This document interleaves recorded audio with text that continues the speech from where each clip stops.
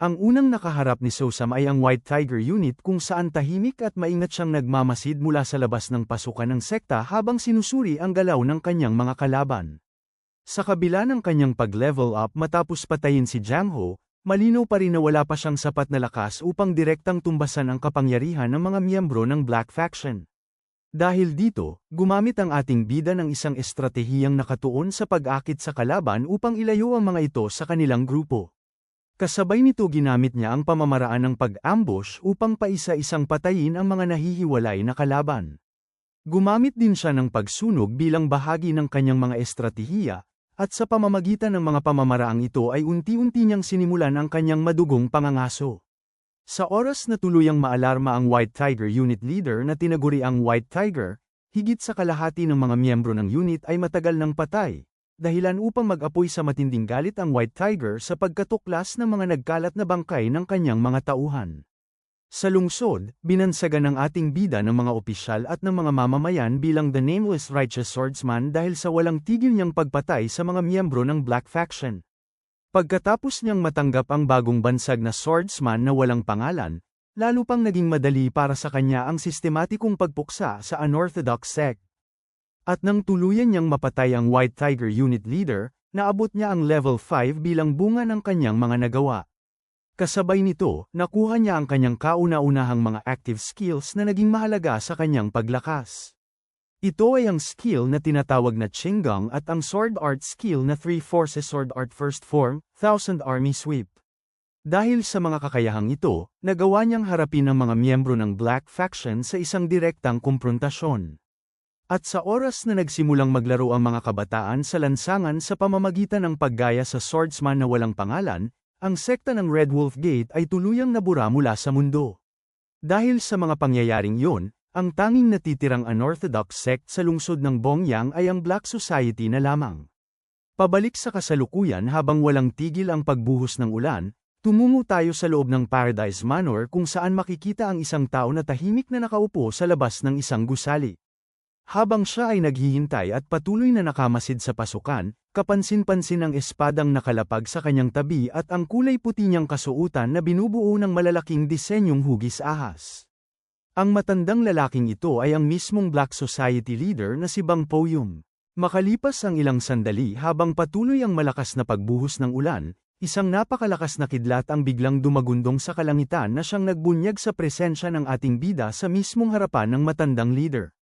Wala namang ipinakitang reaksyon si Sosam at nanatili lamang siyang nakatayo habang tahimik na pinagmamasdan ang matanda, kahit patuloy siyang natatamaan ng malamig na ulan.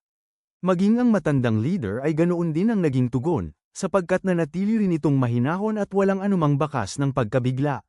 Maya't maya pa tinanong ng matanda kung siya nga ba ang tinaguriang swordsman na walang pangalan na gumulantang sa buong lungsod. Bagamat hindi siya sinagot ng ating bida at patuloy lamang itong nakatitig sa kanya mula sa kanyang kinaroroonan, hindi niya inalis ang tingin sa matanda. Dahil dito muling nagtanong ang matandang leader kung siya ay isang swordsman ng hustisya, dahil kung ganoon bakit napakahigpit ng pagkakabalot ng kanyang katawan. Sa isang seryoso at malamig na tinig sinagot siya ni Sosam na yun ay dahil hindi siya ganoong uri ng tao. Natuon ang tingin ng matanda sa kanya habang isinasaad na kung hindi siya isang swordsman ng hustisya, bakit niya hinahabol at pinapatay ang mga miyembro ng unorthodox sect. Bigla na lamang napatawa ang ating bida na tila isang baliw, at diretsyong sinabi na siya ay isang hindi makatarungang swordsman. Dahil sa sagot na yon, bahagyang napangiti ang Black Society leader. Hindi naman ito napigilan ng malakas na pagtawa kaya napahawak siya sa kanyang mukha habang sinasabi na tila nilinlang nito ang lahat.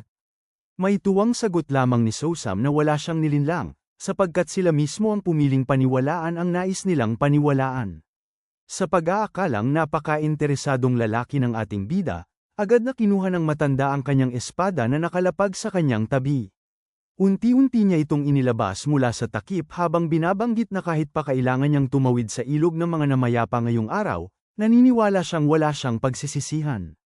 Pagkatapos nito ay inangat niya ang espada habang napapalibutan ito ng nagliliwanag na kulay asul na enerhiya. Kasabay nito sumigaw siya sa ating bida habang ipinapakita ang malaahas nitong mga mata. Inuutusan siyang sumugod at ipinahayag na kahit siya pa ang walang pangalang swordsman o hindi, Papatayin niya ito gaya ng lahat ng iba kaya ipakita niya ang lahat ng kanyang makakaya. Pagkatapos ng mga salitang yon, walang pag-aalinlangan na sumugod ang Black Society leader patungo kay Sosam. Pero bago nito makikita natin na binalot din si Sosam ng nag-aalab na kulay pulang enerhiya, at sa sandaling yun nagsimulang magliwanag ang kanyang mga mata na nagbabanta ng walang awang labanan. Sa tindi ng kapangyarihang kanilang sabay na ipinapalabas, nagbanggaan ang kani-kanilang mga enerhiya, na nagdulot ng matinding puwersa sa paligid. Doon nagsimulang bumagal ang daloy ng oras kung saan unti-unting bumagsak ang isang patak ng ulan mula sa kalangitan. Sa mismong sandaling nahulog ang patak ng ulan sa lupa, walang pag-aalinlangan na sumugod si Sosam habang nagpapakita ng isang malaking ngiti, dala-dala ang kanyang espada na pinapalibutan ng umaapoy na kulay pulang enerhiya. Maging ang Black Society leader ay kaagad ding sumugod ng buong bilis, angat-angat ang kanyang espada na napapalibutan naman ng nagliliwanag na kulay asul na enerhiya. Sa loob lamang ng isang iglap agad na nagbanggaan ng napakalakas ang kanilang mga sandata, sa puntong lumikha ito ng isang matinding puwersang gumulantang sa buong paligid. Sunod-sunod nilang pinakawalan ang kani-kanilang mga pag-atake ng walang patid, ngunit sa kabila nito, malinaw na dehado si Sosam dahil nagawa ng kalaban na mahiwa ang kanyang katawan. Dahil sa walang tigil na pag-agos ng dugo mula sa kanyang mga sugat, napilitan ang ating bida na mapunta sa depensibong posisyon. Dahil dito, agad na nakita ng matanda ang isang malaking puwang sa kanyang depensa, dahilan upang lumitaw ang isang mapanganib na ngiti sa kanyang mukha. Hindi na siya nag-aksaya pa ng oras at kaagad na inilunsad ang isang matinding pag-atake laban sa ating bida. Sa una hindi ito inalintana ni Sosam dahil batid niyang maiiwasan niya ito at naniniwala siyang hindi siya matatamaan. Ngunit dito siya nagkakamali, sapagkat bigla na lamang tumalsik ang kanyang dugo nang hindi niya inaasahan ang sumunod na tagpo.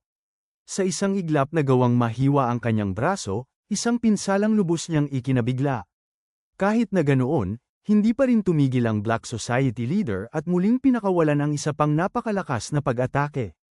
Subalit bago pa siya tuluyang muling tamaan, napagpasyahan ni Sosam na lumayo kaya siya ay mabilis na lumukso pabalik upang makalikha ng sapat na distansya. Matapos makalayo, agad niyang napansin ang patuloy na pagdurugo mula sa kanyang balikat. May halong tuwa namang sinabi ng Black Society leader na gaya ng kanyang inaasahan, ang katawan ng ating bida ay wala sa perpektong kondisyon. Nauunawaan yon, mabilis na sumugod muli ang matanda patungo sa kinaroroonan ni Sosam. Walang anumang pag-aaksaya ng oras agad niya itong inatake, subalit buong lakas naman itong sinangga ng ating bida. Nagpatuloy ang kanyang walang tigil na pag-atake, sapagkat kahit na ganoon nagagawa pa rin itong mapigil ng ating bida sa pamamagitan ng sunod-sunod na pag-iwas. Habang nagpapatuloy ang kanilang mabangis na pakikipaglaban may napansin si Sosam, at yun ay ang katotohanang ang Black Society leader ay tanging pinupuntirya lamang ang kanyang mga sugat. Dahil sa unti-unting pagtama ng mga pag-atake kay Sosam, naisip niya na kung magpapatuloy pa ito paniguradong siya ay matatalo kahit pa isakripisyo niya ang kanyang sariling katawan. Nang mapansin ng matanda na tila natitigilan ng ating bida, agad niya itong tinanong kung ano ang pumapasok sa kanyang isipan sa gitna ng laban. Bigla na lamang sinangga ni Sosam ang isang pag-atake, ngunit kasabay noon malakas na sumigaw ang matanda at pinakawalan ang kanyang teknik na Three Forces Sword Art. Dahil dito, may tuwang sinabi ng Black Society leader na nahuli na niya ito ngayon. Kasunod noon ay bigla na lamang humaba ang espada ng Black Society leader, at agad itong pumulupot sa braso ng ating bida na parang isang ahas. Hindi kaagad nakapag-react si Sosam at sa loob ng isang iglap naisip niya kung ang hawak ng kalaban ay isa bang espadang latigo. Matapos nito bigla na lamang lumipad ang isang kamay, at yun ay pagmamay-ari ng ating bida na naputol dahil sa hindi inaasahang pag-atake ng Black Society leader gamit ng kakaiba niyang sandata. May tuwa namang sinabi ng matanda na napaka-epektibo ng kanyang sandata, at mukhang tunay ngang unang beses pa lamang makaharap ng ating bida ang isang sandatang latigo. Subalit kahit na ganoon, hindi natinag si Sosam at sa halip ay nagpakawala lamang siya ng isang napakalaking ngiti. Nanlaki ang mga mata ng matanda dahil sa hindi inaasahang tagpo, sapagkat sa mismong sandaling yun si Sosam ay bigla na lamang nakapunta sa kanyang harapan at buong lakas siyang sinipa. Kasabay noon ay ginamit ni Sosam ang kanyang skill na Qinggang, dahilan upang mas lalo pang lumakas ang kanyang pag-atake. Sa tindi ng pagsipa nito, Tumilapon ng napakalakas ang Black Society leader patungo sa gusali na agad umusok dahil sa lakas ng pagkakabangga. Habang unti-unting nawawala ang makapal na usok at pinagmamasdan ni Sosam na ngayon ay wala na ang isang braso, bigla siyang nagulat at hindi makapaniwala sa bagay na bumungad sa kanyang harapan. Ang kanyang nakita ay mga kulay itim na bagay na may kaliskis ng ahas na unti-unting lumilitaw mula sa ulap ng usok. Mas lalo pa siyang natigilan makalipas ang ilang sandali sa kasunod na lumitaw, at iyon ay isang dambuhalang ahas na binubuo ng kulay asul na enerhiya na tila bumabalot at bumubuo sa buong paligid. Matapos nito unti-unting lumitaw ang mga humahakbang na paa ng matanda, habang sinasabi nitong tunay ngang kakaiba ang ating bida dahil wala itong pag-aalinlangang ginagamit ang kanyang sariling katawan bilang pain.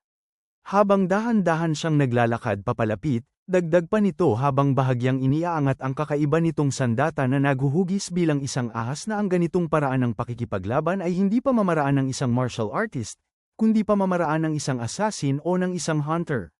Walang naging sagot dito si Sosam at nanatili lamang siyang nakatigil sa kanyang kinatatayuan habang patuloy na naliligo sa ulan. Mariing tinanong ng Black Society leader kung alam niya ba ang ibig sabihin nito. Kasunod nito ay inalis niya ang kanyang damit at ipinakita ang suot na bagay na kahawig ng mga kaliskis ng ahas, sabay paliwanag na sa isang duelo ng buhay o kamatayan laban sa isang martial artist, kung mas marami kang lihim na hawak ay mas pabor ito sa iyo. Sinundan niya pa ito ng buong lakas na pahayag habang tuluyang inaalis ang natitirang damit, na mas marami siyang bagay na nakatago samantalang mas kaunti lamang ang taglay ng ating bida, kaya ito ang kanyang napakalaking kahinaan. Subalit hindi ito pinansin ni Sosam at sa halip ay tahimik lamang niyang inangat ang kanyang espada upang maghanda sa susunod na pag-atake.